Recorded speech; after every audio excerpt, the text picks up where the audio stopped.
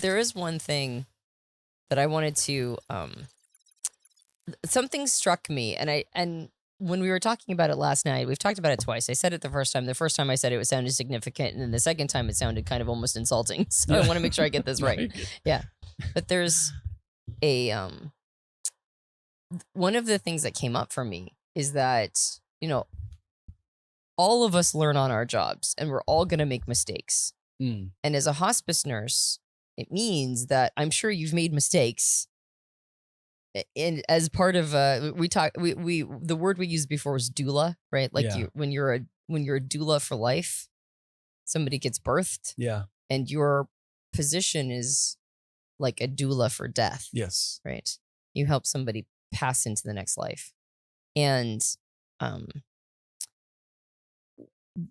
I feel like if I had been making mistakes as a doula of death, it would help me really have to come to terms with my own, it would be very difficult for me to lie to myself about things around that. You know what I mean? Like as somebody with ENFJ preferences, you also share introverted thinking. Yeah. But introverted thinking or accuracy is an inferior function for you. And I'm like, you're such a seasoned person. I was like, why? How did Jonathan become so seasoned? When somebody's a very seasoned, mature version of their type, I always want to know the story. Like, what was the leverage point? And when I heard that you were a hospice nurse for 14 years, I went, okay, that's it. Right. There's so many truths that you can't squirm your way out of when it comes to death. And so we've been talking about like the observations of people like living a life that allows them to, to give themselves permission to conclude this experience, right?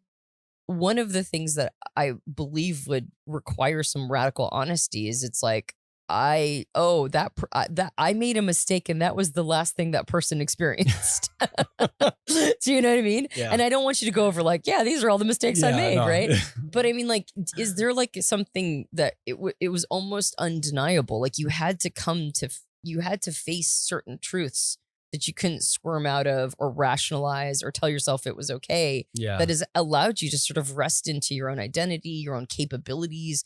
It's like, it's just, does my question even make sense? It does. Okay. Here's what I think. I think I learned very quickly that I'm not the one making the mistakes. It's the patient. There's more pressure on the person in the bed to die well than there was on me to do well. And I think just very quickly I decided to support that. I wasn't the star, so to speak. Right. I wasn't coming in to perform. There was more focus on the person in the bed or on the couch or on the lazy boy in their dying process. Like they're wondering, they look foolish. Do I look foolish? I've heard that. Like, how stupid do I look? Am I dignified? And so I think my entire job was just making sure their hair looked good, that they looked good, that they were supported, that they were comforted. And only in that did I feel like I failed, when I didn't help them achieve the support they were looking for. And that was all very private. I think like those kind of mistakes are not out in the open. Yeah. Like if I drop, if you have an accident in someone's home or you break a social faux pas, those are mistakes that can quickly be fixed. Sure. And I think that might be that introverted thinking piece, like walking into a home and having no idea what is the social customs, what are the norms, and just understanding that I am going to be offensive at least for the first 15 minutes. Right. I am going to be offensive for the first 15 minutes. And that's just something I have to reconcile. Right. I cannot be all things to all people. And I have to stumble my way through thinking the right thoughts or understanding where people are coming from. And so that was very much trial and error. But as far as like the actual hospice process, as soon as I got out of the way and supported them in their journey, I think then maybe I made less mistakes. Right. Yeah. Right. Yeah, of course. Yeah. I feel like the profession you chose requires you to see things head on. Like you can't squirm out of it. Like, it's like you are part of the reality, the truth that cannot be ignored, which is the conclusion of life. It's very honest. Yeah. And it allows for a lot of honesty. Yeah. Oh, I'm sure you've witnessed so much honesty. Like emotional honesty, everyone knows that there's like a ticking time. There's a timer, Right. or it's that moment, like I said, when all of a sudden you create the space and the time, people suddenly become very vulnerable. Yeah.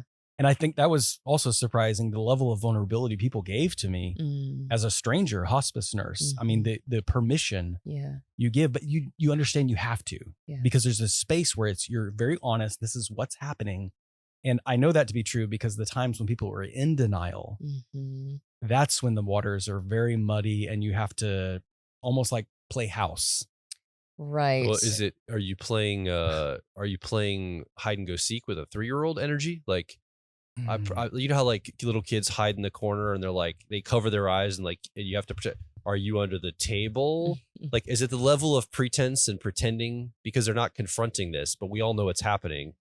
Does it feel silly? Do you play along? Do you cut through their BS and say, no, here's the truth? And you like try to correct them and make them, do you know what I'm saying? Like when people are in denial, they can almost be childlike. Okay. I think I know what the answer is. Because no, I was never direct. I would say like my style of care was not, here's the facts, here's what's going on, here's the information. Maybe like an INTP would. I never came up with that. I think maybe if introverted thinking was an energy that I used, it was more of like, I'm going to lead by being honest in my best way. And I think that actually came through me sharing a little bit of my truth. My life a little bit, like being a little bit vulnerable, because that's a very vulnerable part of me, sharing what I think. Yeah. And I think I actually led by example in that regard. And like letting everyone know, it's strange to think that you would lead through introverted thinking, but I probably just revealed a little bit of my thoughts and set the precedent for it's okay to say these things right now. Wow. And you did that because that was the need. Yeah. Your extroverted feeling is like, this is the need of this group. They need me to be willing to be vulnerable with sharing my thoughts. So that's what I'm going to have to do and lead by example. Absolutely. Yeah. Yeah. Yeah. So when you say play house, you don't mean pretend that a child's hiding in the corner energy wise. I mean, So the complication was when no one wants to be honest and everyone's in denial and we're just playing house as if everything's just routine. I see. So everything's normal, but it's not normal. Yeah.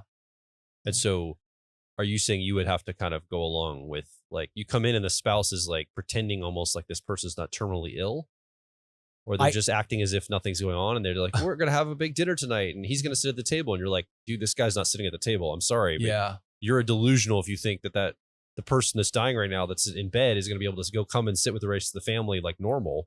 Or there's a bunch of core issues or there's core issues of the family that are obviously coming out. Yeah. Like with the tension of dying, but we still can't address them. You know, as you talk about it, I'm actually drawing a couple of blanks because I'm thinking like that. Probably like I blacked out, I'm sure, in those moments, like when that was actually needed. Yeah. I feel like I probably just blacked out and did the right thing, and I'm thinking it probably was like an honest conversation, sitting down and telling the person. I think I probably asked them, what is the truth of this situation right now? What do you think is going on? Yeah. And I would tease that out of them rather than just directly telling them this is how it is. This is how it's going on. It was definitely a lot more teasing the truth out of them so that they can come to the truth on their own terms. Cause I think that's a big part too of being a caregiver and cooperating with a caregiver or even cooperating with someone who's in the dying process. I mean, the husband might be totally fine. He's like, I know I'm dying, and the wife is just completely in denial. But we also have to understand that is part of the grief process too. Yeah. Yeah. That is, you can delay that denial, and the bargaining. And that is grief. Right. And I think, again, that's still being honest. Right. Because I'm just being honest, like she's in grief right now. That's the truth. Yeah. And being able to see how many truths there are. Yeah. Right. In a situation like that. Mm-hmm.